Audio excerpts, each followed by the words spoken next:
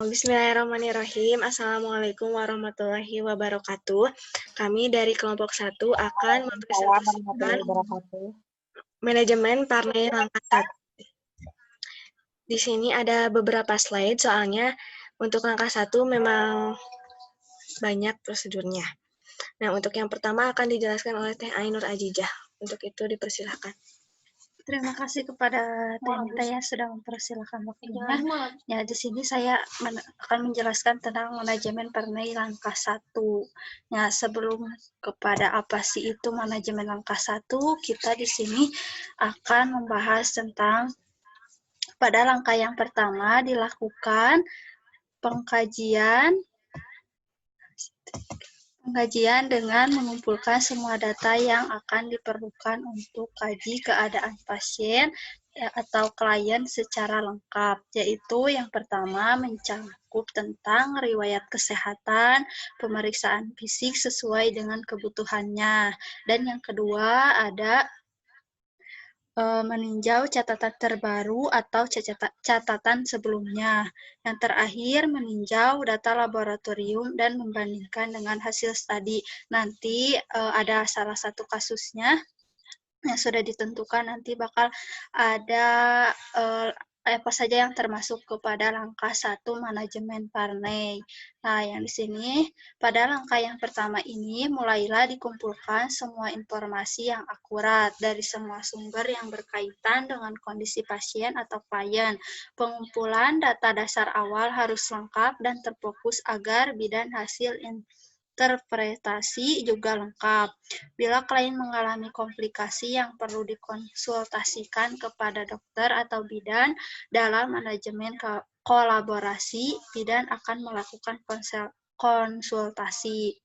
Nah, selanjutnya, di sini ada salah satu kasusnya, yaitu kasusnya adalah pada tanggal 13 Juni 2020 pukul 12.00, bidan melakukan pemeriksaan pada Nyonya C, yaitu berusia 28 tahun. Nah, riwayat Nyonya C ini, riwayatnya yaitu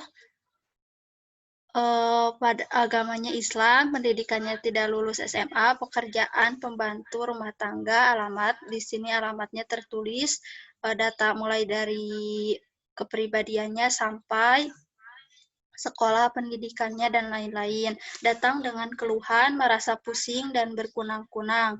Di sini ada HPHT-nya, yaitu pada tanggal 12 Oktober 2019 sudah imunisasi TT sebanyak 4 kali, anak pertama lahir tahun 2020 oleh dokter dengan usia kehamilan 39 minggu, spontan tanpa penyulit.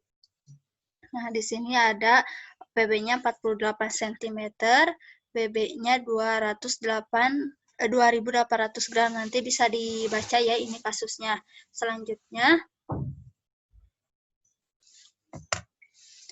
bidan memberitahukan hasil pemeriksaan tersebut dan menjelaskan dampak dari anemia terhadap persalinan nifas dan bayi. Bidan memberikan nasihat tentang asupan nutrisi meliputi jenis makanan yang harus dikonsumsi, yaitu sayuran hijau, kacang merah, kacang hijau, daging merah, hati sapi atau ayam, dan lain-lain. Disertai dengan tablet tambah darah yang harus diminum 1 hari sekali. Dan efek samping yang akan dialami setelah meminum tablet tambah darah tersebut, bidan menjelaskan tentang tanda-tanda persalinan dan persiapan persalinan yang harus disiapkan oleh ibu, meliputi perlengkapan ibu dan bayi, surat-suratan, dan persiapan rujukan sebagai antisipasi bila terjadi kegawat daruratan. Nah, di sini surat-surat ini termasuk KK, KTP yang kayak gitu. Dan ibu dan suami memahami apa yang telah disampaikan oleh bidan dan telah mempersiapkan perlengkapan persalinan dan akan mempersiapkan surat-surat jaminan kesehatan dan persiapan rujukan serta berjanji akan mengkonsumsi tablet tambah darah sesuai dengan anjuran bidan. Mungkin selanjutnya akan dibahas oleh rekan saya. Saya kembalikan kepada moderator. Baik, sebelumnya terima kasih kepada Teh Ai yang sudah menyampaikan materinya. Untuk slide selanjutnya, nah ini adalah jawabannya ya kalau yang tadi hanya untuk pembuka. Di sini untuk langkah pertama manajemen Parnay juga ada langkah-langkahnya. Di sini ada pengkajian. Pada langkah yang pertama ini mulailah dikumpulkan semua informasi yang akurat dari semua sumber yang berkaitan dengan kondisi pasien atau klien. Pengumpulan data dasar awal harus lengkap dan terfokus agar bidan hasil interpretasi juga lengkap. Bila klien mengalami komplikasi yang perlu dikonsultasikan kepada dokter dalam manajemen kolaborasi, bidan akan melakukan konsultasi. Nah, di sini nih jawabannya. Untuk pengkajian yang disertakan ada data subjektif. Pada kasus di atas dapat ditentukan bahwa data subjektifnya itu apa aja sih? Data subjektifnya itu data Nyonya C 28 tahun, agama Islam, pendidikan tidak lulus. Jadi informasi-informasinya datang dengan keluhan merasa pusing dan berkunang-kunang. HPHT 12 Oktober 2019 sudah imunisasi TT sebanyak 4 kali. Anak pertamanya lahir tahun 2012 oleh dokter dengan usia kehamilan 39 minggu, spontan tanpa penyulit. Nah, pokoknya ini yang menjadi data subjektif. Jadi yang tidak bisa dilihat. Ibunya mengatakan tidak ada masalah dengan pola sehari-hari, hubungan dengan keluarga dan tetangga baik, pendapatan cukup. Ibu pernah menggunakan kontrasepsi suntik 3 bulan, 2 tahun, dan pil 3 tahun. Nah, ini nih data subjektifnya.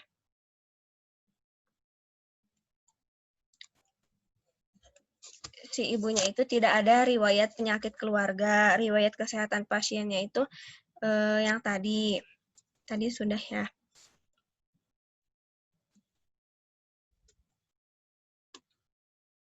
Nah, di sini juga ada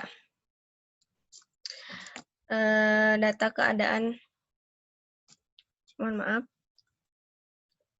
Pada kasus di atas dapat ditentukan, datanya itu pola pemenuhan kebutuhan sehari-hari ibu mengatakan tidak ada masalah dalam pola sehari-hari. Setelah melakukan pemeriksaan, bidan menganjurkan asupan nutrisi yang harus dipenuhi Nyonya C. Di antaranya sayuran hijau, kacang merah, kacang hijau, daging merah, hati ayam atau sapi, dan lain-lain, disertai tablet tambahan darah yang harus diminum 1 hari sekali dan efek samping yang akan dialami setelah minum tablet tersebut. Untuk keadaan psikologisnya itu tadi kan sudah disebutkan bahwa keadaan umum ibu tampak baik, tingkat emosional ibu tampak bahagia, hubungan dengan keluarga dan tetangga baik.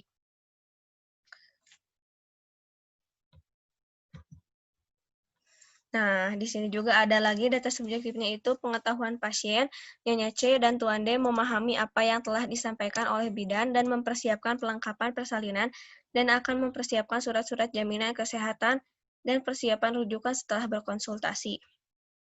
Di sini juga ada data objektifnya. Data objektifnya itu yang bisa dilihat oleh kita. Kalau tadi yang subjektifnya itu jadi informasi yang kita dengar dari si pasien. Kalau data objektif yang langsung kita tahu saat memeriksa. Data objektifnya itu TTV-nya itu 140/80 mmHg, nadinya 80, suhunya 36,2 derajat Celcius, respirasi 20 m per kepala, wajah leher tidak ada odem, konjungtiva pucat, sklera tidak ikterik, payudaranya simetris, teraba agak keras, tidak ada kelainan, ASI-nya itu ada ASI, ada abdomen, tidak ada bekas operasi, tinggi fundus uterusnya 30 cm, Leopold-nya 1, teraba lunak, tidak melenting, Leopold 2, teraba keras memanjang seperti papan di perut kanan ibu, Leopold 3, teraba keras melenting belum masuk, PAP, DJJ 140 kali meter tungkai atas dan bawah, ada oedem itu semacam benjolan, tidak ada varises, lila 25 cm, laboratorium HB 9,2 gram, protein urinnya itu min. Jadi untuk manajemen Parnay langkah 1 itu terdiri dari data objektif dan subjektifnya, maka dari itu Mungkin itu saja yang bisa kelompok kami sampaikan untuk langkah 1 manajemen parnej. Terima kasih untuk perhatiannya. Wassalamualaikum warahmatullahi wabarakatuh.